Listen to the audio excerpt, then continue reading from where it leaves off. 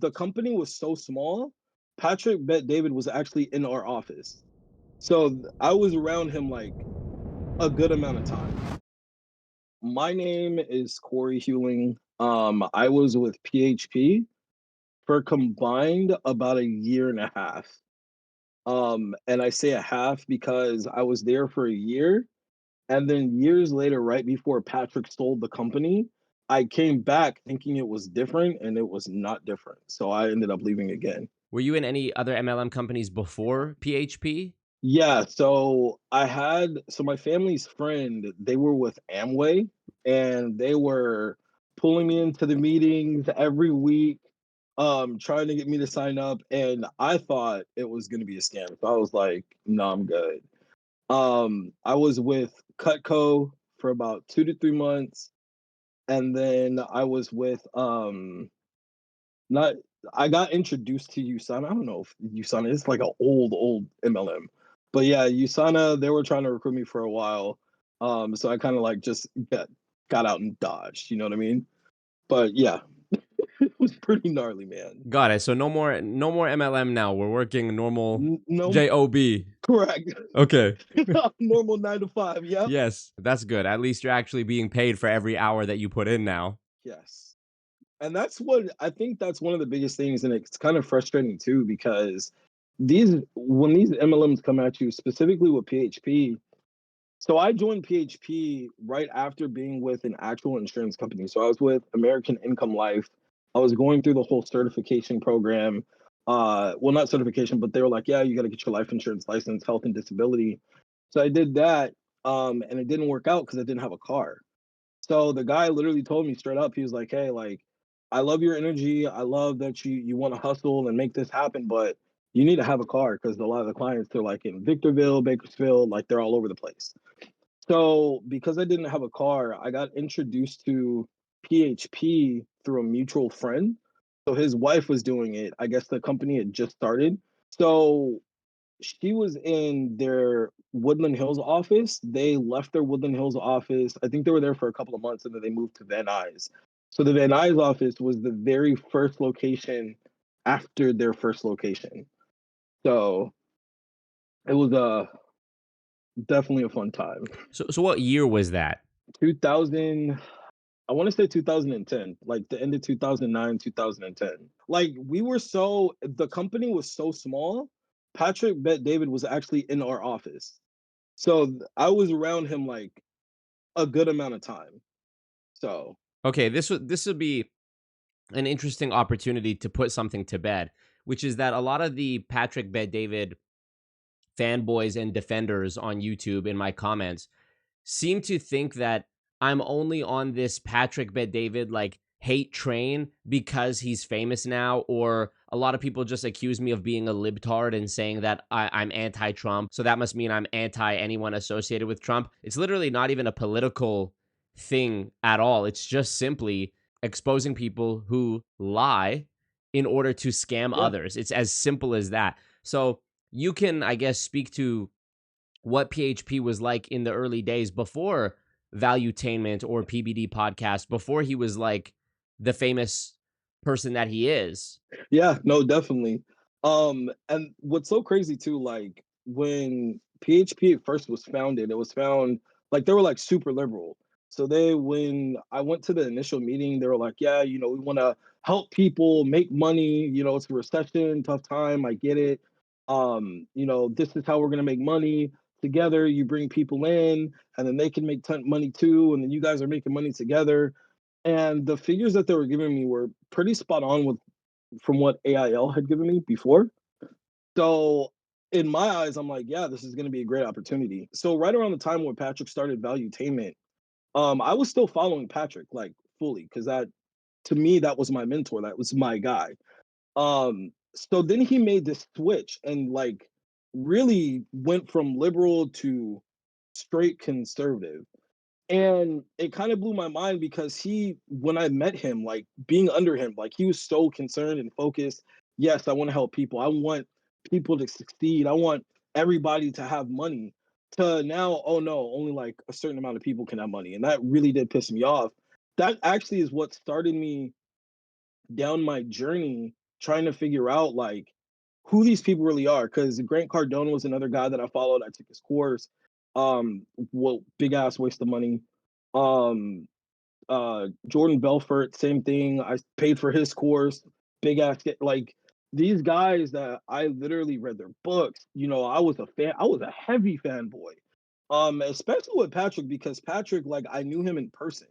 So like all the big guys, the guy who was in charge of me at PHP, his name was Jose Andres. Unfortunately, he passed away a couple of years, maybe like 6 or 7 years ago. But I was working under him. I knew George Palayo, like literally the big guys in the company now. Like I started with them. I also want to comment about one thing that you said earlier, which was that in the early days when Patrick was like in the same office as you and you were actually seeing the guy in real life, you mentioned how he had this attitude of like, we're all going to make money. I'm going to help everybody. We're all going to make money together. And then it sort of, Yeah. in your words, shifted to only a few people can make money. I will say, if you are a person who's going to start a multi-level marketing scheme, a compensation model or a business plan based on a mathematically impossible endless chain, which dictates that most people have to lose money in order for anyone to make money, then I would say that his claims that he wants to help everybody, even at the beginning when it was small, was just a flat out lie. I agree. It had to be capped because they did not teach you about the product. Like there was, I remember when I was going, so they wanted us to be in the office every single day. Like we had to be in the office every single day. We had a meeting on Tuesday, a meeting on Saturday. The meeting on Saturday was supposed to be talking about products. We rarely ever talked about products. The only thing we really talked about was an annuity. But even on Saturday meetings, they were gung ho like, hey, you need to get people in the office on Saturday, on Tuesday, on Monday, on Wednesday. So and the sucky part about it is they don't even train you how to do that. When I was there, I was about 19, 20 years old. So I was still young. So I had no idea what the MLM was. I just kind of knew what sounded scammy and what didn't. That's one of the reasons why like I never went with the Amway because I was like, okay, that's kind of scammy. But with PHP, like they made it seem like we're all in this together. We're going to teach you about finance, and finance is actually where I wanted to be in life. So to start out in a finance company, I'm thinking, oh yeah, I'm getting it. Nah, not even close. They didn't teach you how to prospect. Patrick did have books out. And he also had recording CDs where you like listen to his voice and he would tell you, how to approach a prospect, but they never told you how to approach the customer. Like even my first meeting with one of my warm market, like they didn't the guy, I never forget this. This is what made me really lose faith in the company. So this guy was my family friend, lifelong friend. So we sit down at the table and he's like, hey, so what do you do for a living? And he's like, I'm a judge. And he goes, oh, well, so you probably have, all your finances in line, right? And he goes, yeah, I do for the most part. Well, we sell what's called an IUL. Yeah, I'm not really interested. Are you sure you don't want the IUL? Are you positive? Do you know anybody who wants to come work for me? I'm like, are you fucking kidding me? Like, I've grown up with this guy and you're just coming at him like that. And I was like, yeah, no, you guys are trash. It's a great way to lose all your friendships for sure. Doing Yes. something like that, Yes. because you're basically like bringing your friends who are linking up with you based on the fact that you're friends and they trust you, and you're basically just like feeding them to the sharks, like in this awkward thing, being like, yeah, here comes my mentor, here comes my upline, like about to just ruin the vibe for everybody. Yeah, Yeah. exactly. There was also a couple things. I mean, it's interesting you mentioned like you didn't have a car at the time. You're 19, 20 years old, and they want you to have a car. They want you to be at the office every day. These are sort of the Hmm. unspoken or often forgot about costs of being an MLM. They'll say, "Oh, it's just $500 to get your insurance license, and you pay us a $100 whatever it is, sign up fee to Yeah. join us." Or some MLMs will say, "Oh, it's less than that. It's $200, it's $100, or we have a promotion where it's free. You just need to pay for the monthly reorders or whatever it is." And they'll frame this like, "Oh, and that's basically actually it's basically free. As a matter of fact, it's more than free. You're actually getting paid for it because this is an investment into your future." Okay, but what about the opportunity cost of my time. When I'm in the office every day, that's time I could have been doing something. When I'm driving, like I have to Making pay for gas. My car just doesn't have endless, infinite gas that I can just keep driving back and forth to the office every day. Am I getting paid for that? What about the commute? If I'm driving, even if the place is 10 minutes from my house, okay, I'm driving 10 minutes there, 10 minutes back. You want me to do that, what, 6 days a week, 7 days a week? Okay, that adds up, you know? So there's yeah. expenses. Also, if I'm putting time in there, you know, let's say I'm spending X amount of hours each day on trying to build my PHP business. I have to eat food. Mm-hmm. You know, it's like there's so many hidden expenses that they don't talk about, or they'll just say that, well, you would have to be buying those things anyways, so it doesn't really count. And it's like, no, it does count, because if I was working a normal job, God forbid, Job. I would be paid for every hour that I was there. And also, if I'm working at a traditional job, chances are I have a lunch break. If I'm working a full, you know, a full shift, I probably Yeah. have a lunch break. So that's just something that is so obviously nonsense to me on the surface. And another thing you said, like, you're 19, 20 years old, and they're asking you to like recruit.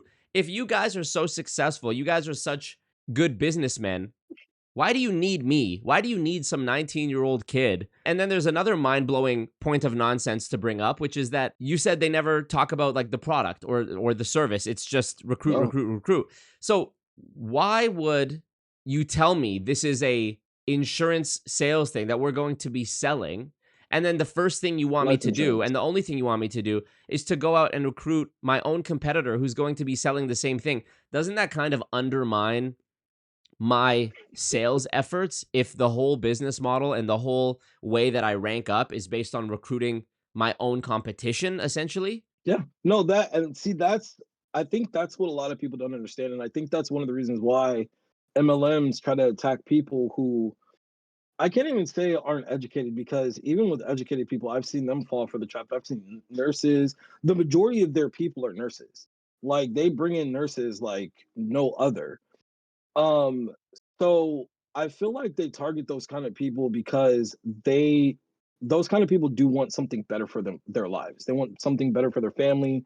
Like for me, I at that time I literally just lost my mom and I still had my family to take care of. So for me to see, oh yeah, you can make, off of one person $3,000. Who's gonna say no to that? Like nobody. But what's crazy too, one of the guys that I actually did recruit for the company, his family owned a very successful business. And he was like, yo, this is a great idea. And he stuck with it for I think about 3 months and then quit. And then right after he quit, that's when I decided to leave. Because I'm like, dude, like if my only recruit, the only person I brought in is like, no, this is bullshit, like, why am I gonna stay? So it just goes to show you like with these MLMs, they do talk a big game. Like, don't get me wrong. And the things that they preach about, oh, you can get, massive amounts of wealth, massive amounts of success. Come to find out, like years later, roughly around 2020, I was actually going for my certified financial planner designation. And IUL insurance is one of the things that like actual CFPs are like, yeah, don't do it. Like you're basically taking an unneeded risk. So looking back, I really wish that I had someone to like say don't do it like back then. But the reason why another big my whys was my mom died, and if she didn't have life insurance, our family would have been screwed. So I do, even still till today, like even though I'm going back, like I'm going into an accounting role, I'm going to, a CFP role. So my whole thing is you do need life insurance, but you don't need to pay $100, $200 for it. Like you can get a quick term policy and use the rest of the money to just put into an emergency savings or investment, stuff like that. But they don't even teach that stuff. Like it's only IUL or annuity. Like that was the biggest thing. Like IUL or annuity, nothing else. Like what? I'm sure a lot of these insurance themed MLMs will bring up the fact that they've paid out X amount of dollars or X amount of policies on people who have passed away, which probably Mhm. has undoubtedly helped families who have lost a loved one to get that money. And maybe they wouldn't have had life insurance otherwise. But this point sort of Mhm. collapses on itself when you accept and acknowledge the fact that, okay, you didn't need to be part of a multi-level marketing scheme losing money in order to have life insurance, first of all. Second of all, you probably could have got a better quality life insurance that maybe paid out more and was cheaper by not going through one of these MLMs that's going to sell you like the most bloated policy with a bunch of bells and whistles that you don't actually need. And the third point is that holding up acts of good that you did to sort of whitewash the bad that you're doing doesn't negate the bad that you're doing. You know, we've heard the saying, like, there are good people who do bad things, there are bad people who do good things. If we look at it as a whole, the amount of money that any one of these insurance MLM companies have paid out in policies, I would wager, as a matter of fact, I would stake my entire professional career on this bet. I would bet that that number pales in comparison to the amount that they have got from simply scamming people. I would agree with that. I don't know the numbers. I agree with you on that one. Yeah, and I don't know the numbers either. I just know this space. I just know MLM, and I mean, think about this, okay?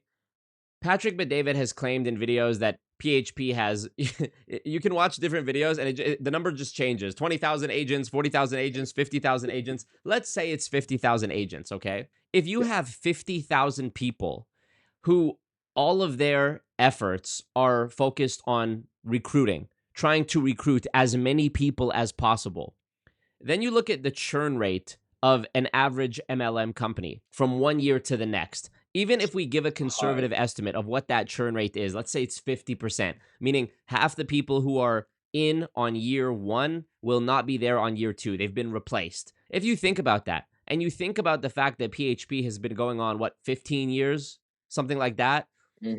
It's actually not hard to imagine that nearly every household in the United States, 330 million approximately, has been at least touched by the recruiting efforts of a PHP, for example. Forget the amount that they actually get in. I'm just talking about the amount that they prospect. I'm just talking about the amount of people that they went up to and said, hey, I love those shoes. Are you keeping your options open to making other, streams of income? And actually getting to the point of mentioning PHP. All those people who didn't even join, but maybe they lent an ear to the opportunity call or the pitch meeting or whatever it is. That's what I'm saying. Like, it's not hard to imagine that it's touched almost every household in the United States of America. And another great point on this topic is that the MLM themselves, like PHP themselves, are not the ones actually paying out the policy. They're not selling their own PHP. They're not like the actual policy issuers who are backing, the claim and saying, okay, is this eligible for us to pay out on? No, they're just the vendor essentially selling the product to you, the customer, and then you're a broker. Yes, they're a broker. Then the company that they sold the product on behalf of is the one who decides on whether to pay it out or not. So it's not even them paying it out, which is another thing I find so funny. When these insurance MLM companies saying, we've paid out, I've heard this before specifically, we've paid out. Who's we? You would think it's them, the company, but maybe they are saying we as in we, meaning us and the actual insurance company that we're selling their products, on behalf of them. Maybe that's what they mean by we. But I think the implication there is that we, PHP, or we, insert insurance MLM company, we are doing this amazing thing. We are saving those families. And it's like, it's not really you, bro. It's a stretch to say the least. And one final thing, sorry, I know I'm ranting, but when I talk about these horrible companies, I just there's so much I could talk about. You had mentioned how there was no discussion about actually selling. I think this is really funny because if you look at the PHP compensation plan, you can Google PHP compensation plan. I find it awfully convenient that for ranking up, the requirements usually say you need to have X amount of sales and X amount of new recruits. And usually the number is a 1-to-1 ratio. It'll say like you need 3 recruits and 3 sales. And of course, they're not saying it directly. They're not saying that the 3 people you recruit are the 3 people you need to sell the policy to as well.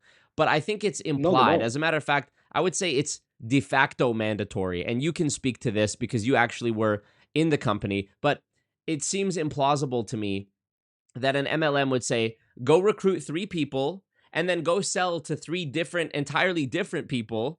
And then you'll have your 3 sales and your 3 recruits. If there's no rule against the 3 people you recruit also being the 3 people you sell to, well, then there's your internal consumption pyramid scheme proof right there. So tell me about your experience with that. Did you find that was the case?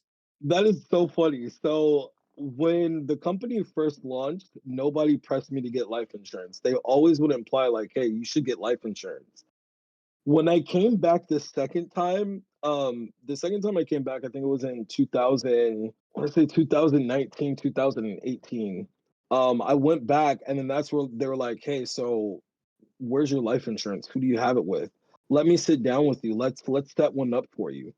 And that is, you're absolutely right. It's a part of your top 25. So your top 25 is the people that you want to bring in, call, set appointments with. They're your training appointments.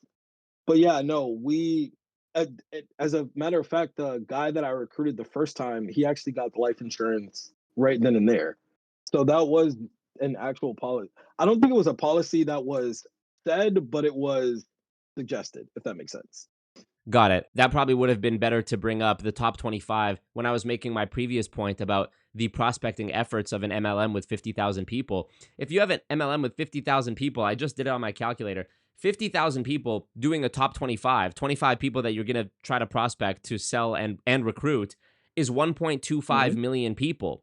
And that's just from your top 25, which you start, you're starting. That's your starting. That's before you even actually try to like go prospect beyond that and go to the target, and say, "Hey, I love those shoes." So 1.25 million people is there from 1 year's amount of distributors or agents, whatever you want to call it, not factoring in the efforts that go beyond the top 25 that they have to get. Exactly. And not factoring in the people who are going to be in the company next year that weren't in the previous year, and times that by 15 years. It's really not hard to imagine.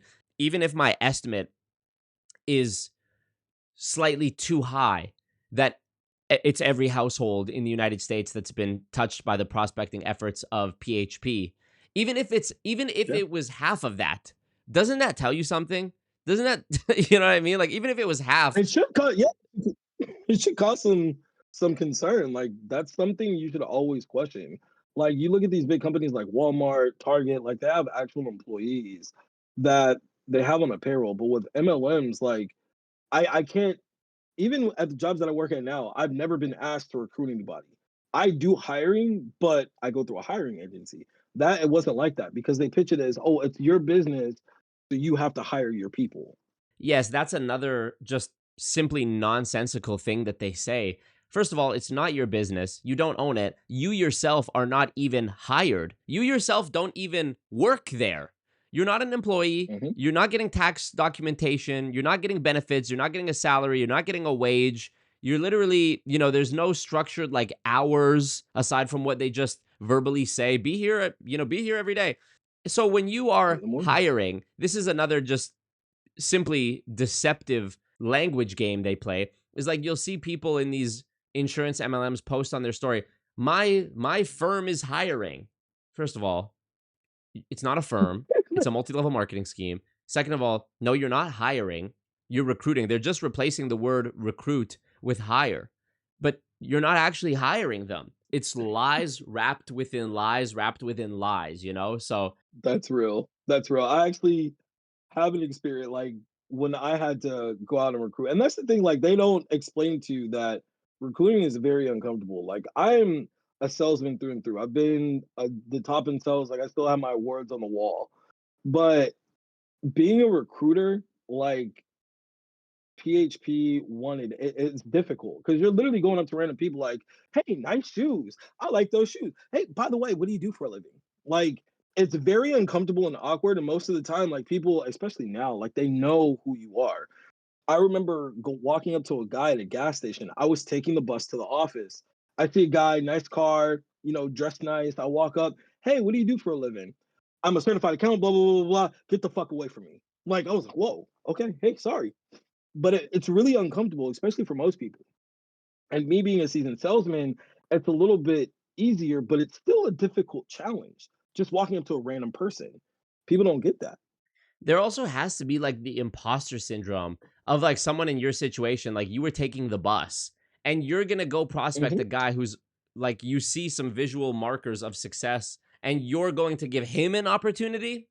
It's like, Kind of goofy. okay, yeah. Yeah, it's just such a, and you'll hear MLM promoters say this in their trainings as well. I put training air quotes, because you're not really training them. You're just sort of brainwashing them. You're just like manipulating them. They'll say things like, be relatable, be authentic. Isn't that the most inauthentic thing ever, to have to tell someone to be authentic? If you're walking up to a stranger, first of all, it's already not authentic, because you're looking at them as a means to make more money by recruiting them into your multi-level marketing scheme. So let's say this. You walk up to a person in Walmart or whatever, and you're thinking, be authentic, be authentic, be authentic. Is there anything more fake than that? Not even close. If you were being authentic, you would just leave them alone. You don't know them. They're a stranger. It's like MLMs, when you're a kid, they always tell you don't talk to strangers. MLMs like flip that on its head, which is so funny too, because in multiple ways, they're subjecting you to danger. They're subjecting you to the danger of losing your finances, which is almost a certainty if you join an MLM, ostracizing your personal relationships and destroying your personal life. From the very root of every element of an MLM, no matter how you slice it, whether it's the compensation plan, whether it's the ways they want you to go about recruiting, it just goes against everything we've known since we were like literally children about what is right and wrong in the world. Don't talk to strangers. MLM, talk to strangers. Matter of fact, rampantly go up and talk to strangers everywhere, any way you can. You also mentioned this, which I think is a really good point, about how sales is a much different game than recruiting. Because with sales, even if you're the most like unabashed, annoying salesman, if you're selling something, the person who you're selling it to has to like be somebody that's in the market for it. This is something that's so dark about MLMs, is that they will find some way to say, you know what, everyone needs the thing we do. Whether it's life insurance, which the arguments for saying everyone needs life insurance are certainly a lot stronger than the arguments that everyone needs this skincare or this hair care product like some other MLMs would sell. But even those companies that sell shampoo would say, well, your hair never stops growing, so it's always something you're going to need. They'll find some clever sounding justification for it. But if you're a genuine salesman, like, for example, you're not going to go to try to sell like skis to someone who's in a wheelchair, probably, because it's clear that they're not in the market for it. But in MLM, no matter which company it is, they will always find whatever your situation, whatever your religion, whatever your background, whatever your capability, they will find a way to say, you could do so great in this company. You could do so amazingly. It's like, really? That just happens to apply to every single person. And then when you're not successful, of course, they'll say that you didn't try hard enough, or you're not cut out for it. It's like, wait, but at the beginning, you told me that I could do so great in this, and I have all these strong skills and whatever. So which is it? Are you just a terrible judge of character? Or like, were you lying to me? Or, again, lies wrapped up within lies, wrapped up within lies. You just reminded me when you said, when you were talking about how MLMs will make everything fit. There was a saying, like, you know how they used to say, oh, everybody's like, oh, this is a pyramid scheme. It's a pyramid scheme. It's a pyramid scheme. Well, PHP was actually the ones who told me this one. Well, if you think about it, your 9-to-5 job's a pyramid scheme too, because you have the CEO at the top and then you have everybody at the bottom, and everybody's making a certain amount. So that's a pyramid scheme too. Why not try it? Yes.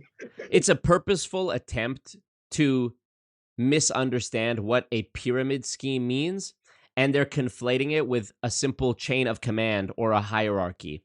By that logic, you could say that your family is a pyramid scheme because you have your grandma and your grandpa who had 3 children, and and then you go down and it's your aunt and uncle and your parents, and then it's you and your brother and your sister, and then it's your kids. Of course, that's nonsense. We know that a pyramid scheme is actually when you're earning some sort of reward, usually money, by recruiting other people. And their false equivalence when they say, oh, your 9-to-5 job is a pyramid scheme, or the government is a pyramid scheme, or what about recruiting's not bad, the military recruits, universities recruit. They have all these purposeful attempts to misunderstand that have gotten so popular that many people actually believe it. That's why I still get comments to this day on my videos being like, you clearly don't understand what a pyramid scheme is, because they've been so thoroughly, you know what I mean? They've been so thoroughly misled. And the thing is like, the biggest, with MLMs in general, they don't, outright lie to you, but they hold the truth from you. So they won't tell you the full truth of something. They'll be like, "Oh yeah, you can make $3,000 a day, but you have to give away your firstborn kid." That's all the stuff that they're leaving out, and that's the people that are in MLMs, especially with PHP. Like PHP, a lot of good people. Don't get me wrong; like they're really good-hearted people.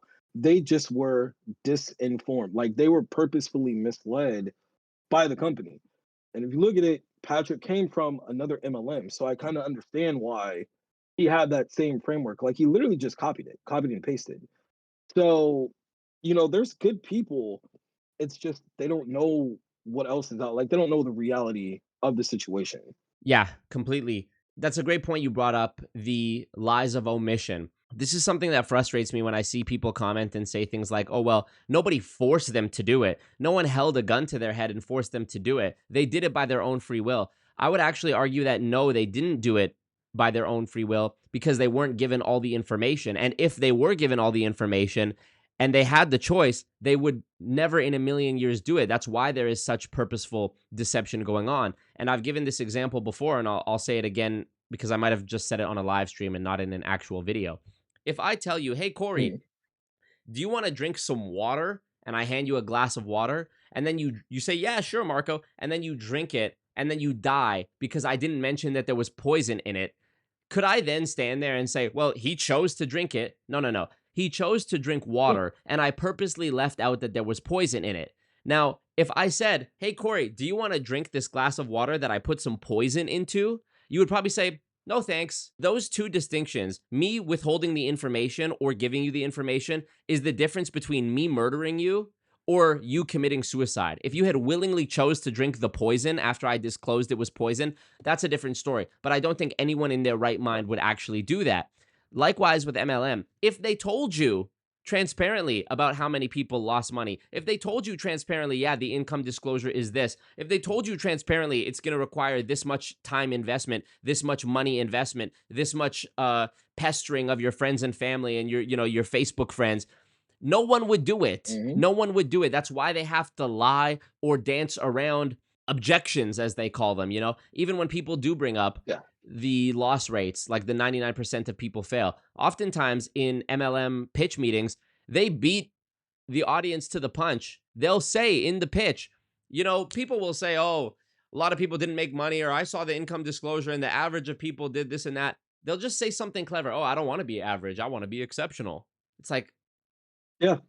it's a non-answer, But it's really, literally a non-answer. So as I said, I can go on about this and I'm sorry for ranting, but let's get back to your story with PHP. I want to know, the first time well, around, good. why did you leave the first time around after being in it for only, you said 6 months, was that right? No, so the first time around, I was in there for about a year. A year, okay. And then the second time, yeah, second time when I went back, I was there for about 6 months.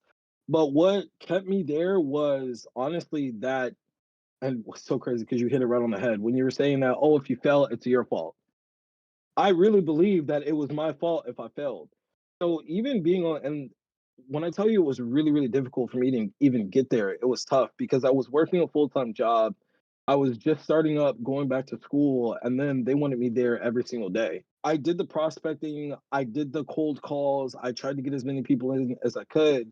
My problem was is that because it was such a new company and the guy that was supposedly my mentor or my upline, he didn't know what he was talking about, like at all. When it came to train, like I would ask him about appointment settings. I would ask him about the best way to approach someone. I would ask him like a plethora of questions, and he never ever had an answer. It was the same guy that I was talking about a little bit earlier who, came and met the judge and was like, "Oh yeah, are you sure you don't want an IUL?" So being involved around someone, especially with Patrick, Patrick was, even back then, he was really heavy on like, hey, if this, as a matter of fact, he's the reason why I didn't play the lotto forever. He told me that only broke people play the lotto. Rich people gonna get it. So I never play lotto. He had an analogy about sports too. Oh, only poor people are fans of sports teams because they can spend all their time and money, going to those games, and but the real millionaires, they're out there getting it. They're hustling. They're not watching football. They're not watching soccer. So it even made me drop that kind of stuff. Patrick was the main one who was like, look, don't surround yourself around people who don't know what they're talking about. Like you want to be around other people who have actually gotten to where you got to. If you have any questions, reach out. Like I had the man's Twitter. So a lot of times when my direct upline didn't know what the fuck he was talking about, I would go to Patrick and be like, hey Patrick, how would you overcome this? How would you do this? And then after a certain point, I would probably say like the 8th month mark, then he started reverting me back to just my upline. And being around a guy who really seemed frankly didn't care. Like he literally I've never seen him go on his own appointments. Like I was literally in the office with him too. And I'm like, bro, like we're just sitting in the office for like 5 hours. Like when are we gonna go talk to somebody? Oh well, we'll go prospecting a little bit. So ultimately, after that year, I just got tired of it because I literally gave it everything I could, going to the office on a bus in Van Nuys, and it was a 2-hour bus ride, so it wasn't like down the street for me. Yeah, it would have been a 15-minute or a 20-minute car ride, but I had to bus. So it took me 2 hours to get there, 2 hours to get home, 2 hours to get to work. Like it was pretty gnarly. So me personally, I just got fed up of his BS, and I was like, you know what? I need a break from this company. I'm gone. Fast forward, I think it was like 6 years later, 6 or 7 years later. The same person who brought me in the first time brought me back in the second time, which was crazy. And she brought me in by the ownership. Like I love investing. I love ownership. Like I'm an entrepreneur. So when she's like, yeah, you're gonna get a piece of the company if you become a marketing director and it's easier than ever. Yeah, I bought the lie again, bro. I was so mad. So I go in and I come out on fire. And I was like, look, I want to work directly under George. Like, I don't want to deal with anybody else. So George Ply, I don't know if you guys know, he's like the second in command. Like he's literally right there next to Patrick. So I come back, I start recruiting, I bring in like 3 or 4 people, and in the meeting, George called me out, and I felt so uncomfortable because I felt like I had to lie in order to be there. And that moment that I told the lie, so basically he asked the question because that same day I brought like 3 people in. So he was like, hey, this guy, Corey, he's come back, he was with us, umpteen years ago.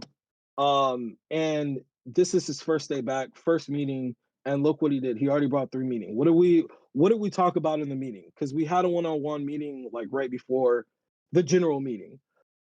So I told everybody, I was like, recruit, recruit, recruit. He was like, are you sure? I'm like, oh, you told me only I can, master something. I said something stupid. So he moved on. But after talking to my people when they got out of the recruitment meeting, and they were telling me like, yo, like, bro, like this doesn't feel right. It feels like it's a pyramid scheme. It feels like a scam. I'm like, ugh, maybe it is. Maybe it is. So after that day, I text George. Like me and George, we were talking like pretty much every day. And I said, hey, George, I was thinking about getting into real estate. What do you think? And he was like, don't. All you need is to build your offices. It's your offices. So I'm like, okay, cool. And my wife was in the car with me that day too. And I was like, yeah, no, I can't do this anymore. So I literally just stopped responding to all of them. Like I cut them off cold turkey. I've never gone back. I don't care. So that second time around was really short lived. It was really short lived, and it was the final nail in that coffin. Like I can't. Interesting.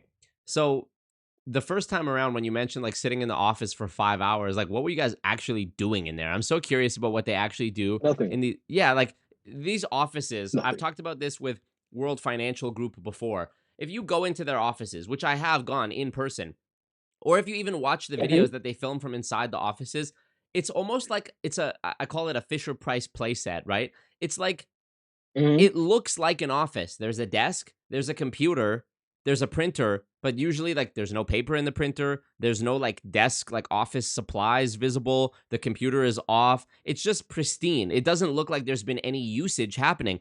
And the only thing that I can see there is that the office is just meant to create the environment of business so that when you sit down with the person to try to recruit them, you're sitting behind a big desk, you look like a big businessman. It's like part of the disguise. And then they also always have like a big conference area where they can put out a bunch of chairs and do the meetings. And that's really the only reason for the office actually existing. There's no actual work being done. I feel like those people are just sitting in the offices and like messaging people on Facebook and like calling people and like trying to prospect. Like, please tell me, what do you actually do in there? A few of them. So you're not far off, but a few people actually were like calling and prospecting. The majority of them are like sitting in there on YouTube, chatting with each other, basically BSing the whole day. Like will never forget so my first year there was this guy, really cool guy, but he was very weird. All he would do is like watch inspirational YouTube videos all day. Like I would literally pass by his seat like several times throughout the day, and he was watching something inspirational. It's like, oh my god, you kind of got to get up and work, dude. Like, but yeah, some people they would have appointments in the office, but it was very few, far in between. Like we're talking about like maybe 1 to 2 people a day, and you're in an office full of like 20, 30 agents. Only 2 people are actually utilizing it for business. Like even then, if you were sitting in the office to prospect and send Facebook messages and do calls, like you could just do that from home. Yeah, no, you can. But they want you in the office, and I think it's just some form of control. Like if you're in the office, I can watch your productivity. You know what I'm saying? Like I think that's what it was. I actually think you're onto it there. I think like with any cult, they need to monopolize your time, because any time that you're away from the cult is time that you're not talking to the cult and reaffirming the cult. The more time you're away from friends and family, the weaker those relationships get. So that's actually a worry for MLMs and all kinds of cults, is that they don't want you to be around people who are not in, who might talk to you about what you're doing specifically and deprogram you and start asking questions that make you think. You know what I mean? If you're in this echo chamber, I think that's actually a better word for it than office, is echo chamber. You walk past the one guy, he's watching motivational videos on YouTube. You walk past the other guys, they're looking at cars. You know, it's just like, as you said, everyone's in there BSing, which I totally believe. Yeah, I mean, Steve Hassan, the cult expert, talks about this in his book and in my interview with him about his experience with the Moonies, is that the only time he was finally able to be deprogrammed was when he was in a car accident that caused him to have to go home, and because his leg was injured. And it was that time away from the cult. This is before like social media or whatever, where they could actually still inundate him from afar. When he was actually away from the cult and was able to talk to people who weren't in, was when he was able to be deprogrammed. This is all part of it, you know. It's all part of, as you said, it's control, and I think you're exactly right. There was also one other thing I wanted to say too. When Patrick was talking about the lotto, this is so funny to me, saying don't play the lotto, real hustlers go out and get it. It's so funny that he used that example, because the reason you shouldn't play the lotto is because the odds are so stacked against you. You're basically just throwing away money, because statistically you have a very little chance. Ironically, in MLM, the same thing applies. You have statistically a very, very low chance, and it's not just chance for chance's sake. It's you have to be comfortable with deceiving and lying to people in mass in order to beat the odds of MLM. Whereas in a lottery, it's more fair in that sense, because it actually is just chance. If you buy 10 lottery tickets, you'll have 10 chances as opposed to one chance. And in my interview with Douglas Brooks, who's a semi-retired lawyer who's done many cases involving MLMs, he made an analogy where he said joining an MLM is like buying a lottery ticket when the winner has already been chosen. And I think that's a great way of putting it, because if you think about like a company that already has 50,000 or 100,000 people in it and you're joining, well, that means you're joining on what layer? 10 layers down, 100 layers down? Like, you don't know where in the hierarchy you are. So the likelihood that you're going to be able to actually climb is less and less the more people that are in it, just based on math. Again, it's a purposeful, deceptive disinformation tactic and false equivalence that Patrick used to trick you. That's simple as that. Yeah, no, that's real. And it kind of sucks too. Like when I look back on everything that I've learned, Rich Dad Poor Dad surprisingly was actually one of the books recommended. But looking back on everything that has transpired, it really shows like the work that you do is really important because most people they are not privy to this stuff. They just show you big money and they really do target like the most vulnerable people. Like people in my situation, we're running towards that. So they're lying to you like from the moment you walk through that door, from the moment you get that phone call from that friend, hey, I got a business opportunity. That was another thing that, and I'm sorry, I'm going to go off on a tangent, but that was another thing that I really freaking hated. So even at the beginning of the company, so we had flip books. It was like a 5-page flip book. There was no computers. We didn't use computers back then, but you'd go through that flip book, and that was your recruiting opportunity and the selling opportunity in the same flip book. So when they would have you prospecting people, hey, I have a business opportunity. I think you'll be perfect for it. I want you to come check it out. When I would ask when I would ask Jose, like, hey, why can't we just say, hey, I'm with PHP. Um, I have an exciting opportunity as an insurance agent. Why can't I just do that? Oh, because people they're gonna be turned off. You're never gonna get anybody if you say that. You'll never get anybody in. And then when I started doing that, hey, like I work with PHP, we have an opportunity. Would you like to come and check it out? It's basically you're going to be selling insurance, life insurance. It's great. Like it's very useful for families. That's when I actually started getting people to come in. Like when I was being honest with them, but they literally from the start they're telling you, do not be honest with people. Like just say, hey, it's just an opportunity. I have someone who will talk to you about it. And what's when you look at the parallels, it was the same thing when I was selling gold and silver. That was our pitch. Like, hey, Democrats, they're coming to take your money. We've got gold for you. Come and buy it. I want you to talk to my friend, my partner here. He's gonna tell you a little bit more. Like, it's such a scammy thing. And I feel so bad because people like we listen to it and we bite into it because we wanna have a better life. We wanna make money. You know what I'm saying? Like, we want to be a baller. And these dudes, like, were literally lying to us the whole time. Blows my mind, man. Yeah, absolutely. It's really, I mean, it's the same reason they tell you don't mention Amway if you're recruiting for Amway. Don't mention Amway. They'll get awkward Yeah. if you ask them when they come up to you and say, "Hey, I like those shoes." If you say, "Is this Amway?" They'll be like, you know. That is real. Yeah. Well, I really appreciate you sharing this with me, man. And you seem to have like a really great, charisma about you. And I'm not surprised to hear you say that you are an entrepreneur and that you were a seasoned salesman. Just promise me no more of these self-help gurus, no more MLM, you know. You got it. You don't even got to tell me, man. Bruh, You've learned your lesson enough. I have learned my lesson, man. Yes, sir. Jeez. Is there anything else you want to share or include? Yeah, guys. Just for the audience, when Marco is telling you these companies, like I've seen a lot of your videos. Like I literally watch a lot of your content. And if it wasn't for you opening my, you basically gave me the definition to what I was feeling because I didn't know how to define what I went through. And I was going to create a sales channel, basically trying to steer people away from selling for MLMs because it's stupid and actually teaching them like valuable sales skills. And it was all because of your videos. You know what I'm saying? Like by you doing the research, you're pretty much opening everybody's eyes to what's actually out there, what's true, what's not. So when Marco brings up a company, listen, like he's bringing it up for a reason, and he does not want you to waste your money. He doesn't want you to get scammed or fraud. So just pay attention.